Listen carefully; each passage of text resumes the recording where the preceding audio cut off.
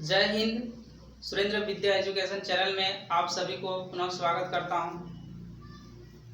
आज हम 12th board exam के ऑब्जेक्टिव क्वेश्चन सीरीज में आज हम पढ़ेंगे अल्कोहल फिनॉल ईथर से ऑब्जेक्टिव क्वेश्चन। इससे पहले हम लोग पढ़े हेलो एल्केन हेलोइरिन से ऑब्जेक्टिव क्वेश्चन। आइए हम लोग देखते हैं अल्कोहल फिनॉल ईथर का objective question. Alcohol phenol ether वर्गीकरण के आधार पर वस्तुनिष्ठ प्रश्न। इससे तीन प्रकार से क्वेश्चन बनता है। यहाँ पे देखते हैं CH2OH, फिर रहता है CHOH और रहता है HCOH। इस तरह से यदि CH2 पर OH रहे तो इसको बोलते हैं 1 डिग्री अल्कोहल, और 1 डिग्री अल्कोहल को बोलते हैं प्राथमिक अल्कोहल। प्राथमिक अल्कोहल। इसी तरह से यदि CH पर OH रहे तो इसको बोलते हैं 2 डिग्री अल्कोहल। इसको हम लोग बोलेंगे द्वितीयक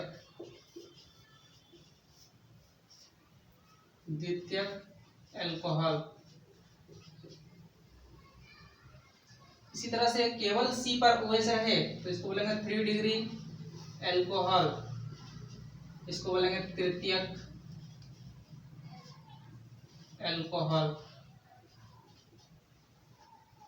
तो यदि CH2 पर OH रहे तो 1 डिग्री अल्कोहल, इसको बोलेंगे प्राथमिक। CH पर OH रहे तो 2 डिग्री, इसको बोलेंगे द्वितीयक। केवल C पर OH रहे तो यह 3 डिग्री होगा और इसको बोलेंगे तृतीयक अल्कोहल। तो यहाँ पे लिखा हुआ है प्राथमिक अल्कोहल में समूह उपस्थित रहता है। तो प्राथमिक अल्कोहल में किस तरह का रहेगा? CH2OH। तो ये वाला ऑप्शन सही होगा। जरा लिखा है निम्न में 2 डिग्री अल्कोहल कौन सा है? तो 2 डिग्री अल्कोहल में क्या होगा? CH पर OH होगा। तो यहाँ से यहाँ तक में हम लोग ऑप्शन में देखते हैं CH पर OH। यहाँ CH2 है और उसमें OH लगा हुआ है तो ये 1 डिग्री होगा। यहाँ पे देखते हैं OH यहाँ है और ये किसके सहायता से जुड़ा हुआ है? CH2 से जुड़ा हुआ है, इसलिए भी ये भी 1 डिग्री होगा। यहाँ पे देखिए CH पर OH है, ये 2 डिग्री है, आंसर मेरा C होगा। और ये केवल C पर OH है, ये 3 डिग्री का है तो ये 3 डिग्री का होगा। तो हमको यहाँ पे आंसर यहाँ पे C नंबर हो गया। तृतीयक अल्कोहल की पहचान करें। इसमें 3 डिग्री अल्कोहल की पहचान करने के लिए कह रहा है। तो केवल C पर OH होगा, वो 3 डिग्री होगा यानी तृतीयक होगा। तो केवल C पर OH इसमें ये है तो ये वाला ऑप्शन सही है। इसी तरह से निम्नलिखित में से कौन सरल ईथर है? अब यहाँ पे ईथर से हम लोग थोड़ा सा देखते हैं, सरल ईथर और मिश्रित ईथर। यदि O के दोनों तरफ कार्बन की संख्या समान हो, ये कार्बन है दोनों तरफ, कार्बन की संख्या समान हो तो इसको बोलते हैं समान ईथर। समान ईथर। यदि O के दोनों तरफ कार्बन की संख्या असमान हो इसको बोलते हैं मिश्रित ईथर।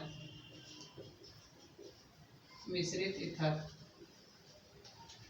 यहाँ पे जरूरी नहीं कि 2 लिख दिए तो 2 ही होगा, कार्बन की संख्या जितना भी ले सकते हैं 2 3 4 5, लेकिन दोनों तरफ कार्बन की संख्या समान नहीं होगा। यहाँ O है, O के इधर 1 कार्बन है लेकिन O के इधर क्या है? 2 कार्बन है तो ये मिश्रित ईथर है। इसी तरह यहाँ पे O के इधर 1 कार्बन है, इधर भी 1 कार्बन है, तो ये क्या हो गया? समान ईथर हो गया। हम लोग को यहाँ पे बोला गया है कि निम्नलिखित में से कौन सरल ईथर है? सरल माने समान ईथर। तो समान ईथर में दोनों तरफ कार्बन की संख्या समान देखेंगे। इधर देखते हैं O के इधर 1 कार्बन है, इधर 6 कार्बन है, तो ये क्या हो जाएगा? मिश्रित ईथर। इसमें देखते हैं 1 कार्बन है O के इधर, इधर 2 कार्बन है, तो ये भी मिश्रित ईथर है।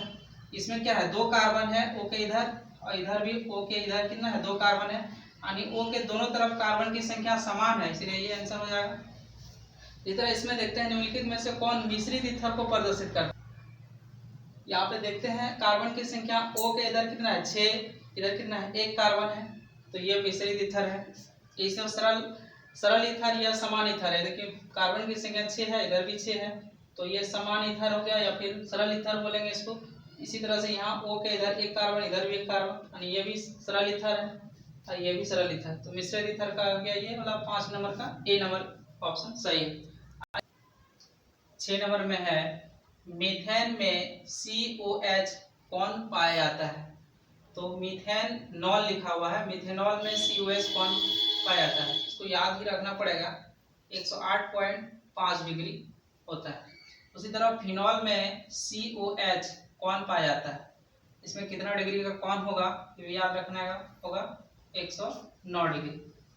इस तरह लिखा हुआ है फिनॉल की प्रकृति है, फिनॉल किस प्रकार का है, किस प्रकृति का है, अम्ल है, क्षार है, उदासीन है, तो ये क्या होगा, अम्लीय होगा। यहाँ पे लिखा हुआ है ईथर में उपस्थित ऑक्सीजन परमाणु का प्रसंकरण क्या है। जैसे ईथर हम लोग अभी पढ़े, यहाँ पे बीच में क्या रहता है O और दोनों तरफ एल्काइल समूह रहेगा इस तरह से, तो ये किस प्रसंकरण के द्वारा जुड़ा हुआ है। हम बोले थे यदि एक बंध होगा, एकल बंध होगा तो sp3, डबल बंध होगा तो sp2, अगर ट्रिपल बंध होगा तो sp प्रसंकरण होता है। तो ये एकल बंध के द्वारा जुड़ा हुआ है, सिंगल बॉन्ड है, इसलिए क्या होगा, sp3 प्रसंकरण होगा। नीचे लिखा हुआ है निम्नलिखित युग्मों द्वारा कौन सी समझौता प्रदर्शित की जाती है।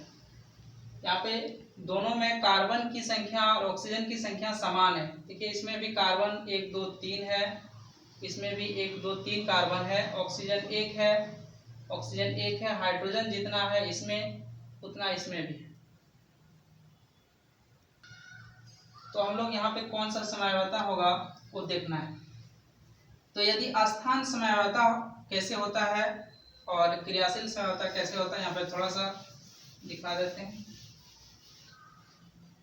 यदि ये CH3 CH2 CH2OH है, यदि केवल ये CH3 CHOH इस तरह से अभी पहला कार्बन पर है, यदि ये दूसरा कार्बन पर हो जाता तो ये होता अस्थानीय समझौता, क्योंकि क्रियाशील समूह OH है, इसमें भी OH है, केवल स्थान बदल गया तो इसको हम लोग बोलते हैं अस्थान समझौता।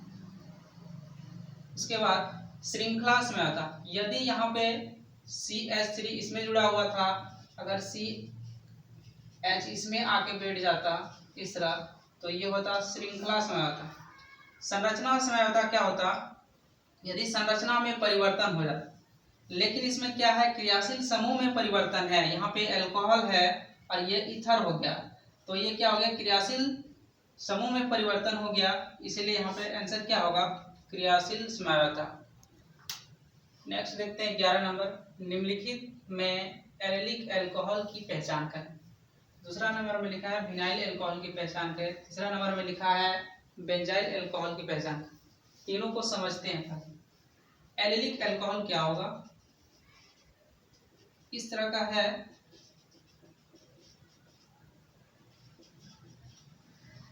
ये क्या है, इस तरह का है, और तीसरा इस तरह।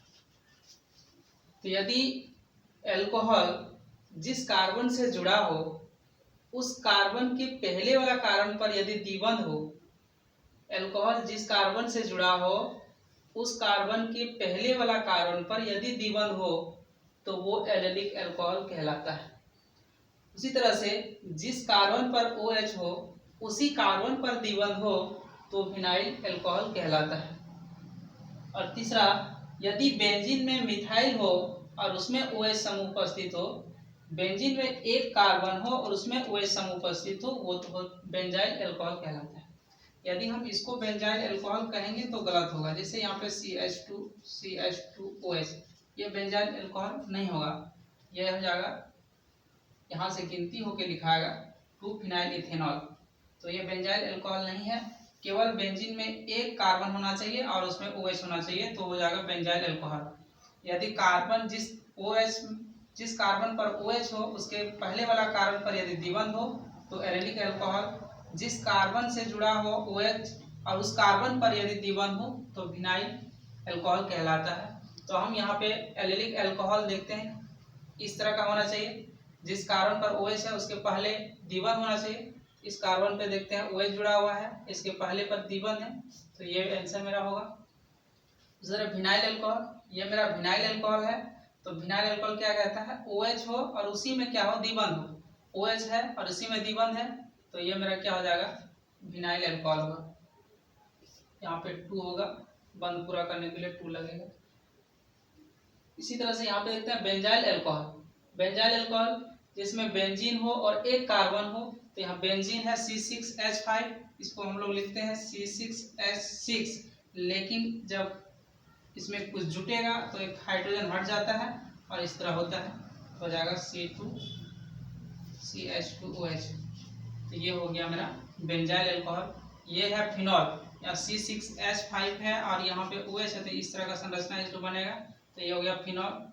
और ये इसमें 2 कार्बन है, ये नहीं होगा, ये नहीं होगा, तो बेंजाइल अल्कोहल ये होगा। तो ये था वर्गीकरण के आधार पर वस्तुनिष्ठ प्रश्न। अब हम लोग पढ़ेंगे नामकरण के आधार पर वस्तुनिष्ठ प्रश्न। आइए देखते हैं नामकरण के आधार पर वस्तुनिष्ठ प्रश्न।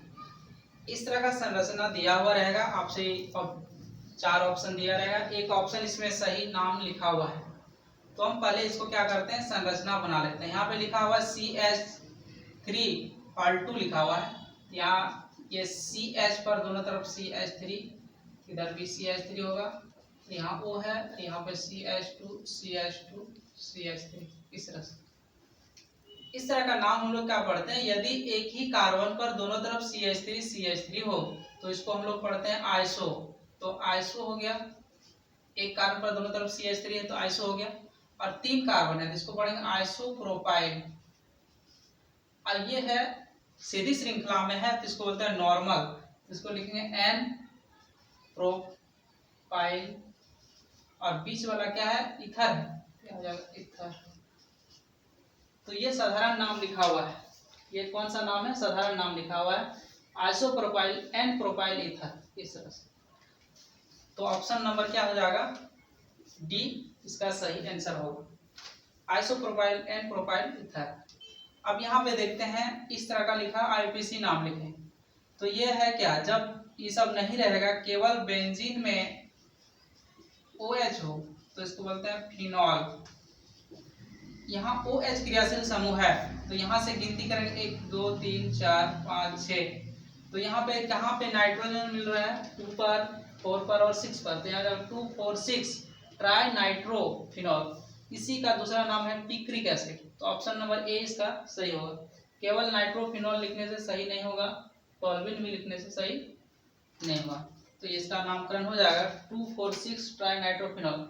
ये लिखा हुआ नहीं मिला तो आपको यहाँ पे पिक्रिक एसिड लिखा हुआ मिलेगा। इसी तरह से यहाँ पे लिखा है कास्ट स्पिरिट कहलाती है। कास्ट स्पिरिट यह याद रखने वाला क्वेश्चन है, मिथेनॉल को कास्ट स्पिरिट कहते हैं। यहाँ 4 नंबर में लिखा हुआ है गैसोहॉल, इसी को बोलते हैं पावर एल्कोहल। बना होता है, किससे बना होता है, तो ये भी याद रखना होगा कि इथेनॉल और गैसोलीन, इथेनॉल और गैसोलीन दोनों मिला के क्या बनता है, गैसोहॉल बनता है। तो ऑप्शन नंबर बी इसका सही होगा।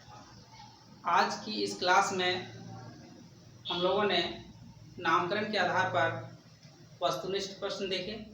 नेक्स्ट क्लास में हम लोग देखेंगे बनाने के विधि के आधार पर, भौतिक गुण के आधार पर और रासायनिक गुण के आधार पर वस्तुनिष्ठ प्रश्न।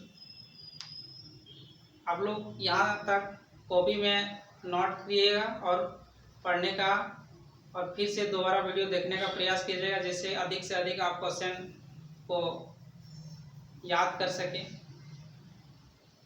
मिलते हैं नेक्स्ट वीडियो में, तब तक के लिए सभी को बहुत बहुत धन्यवाद।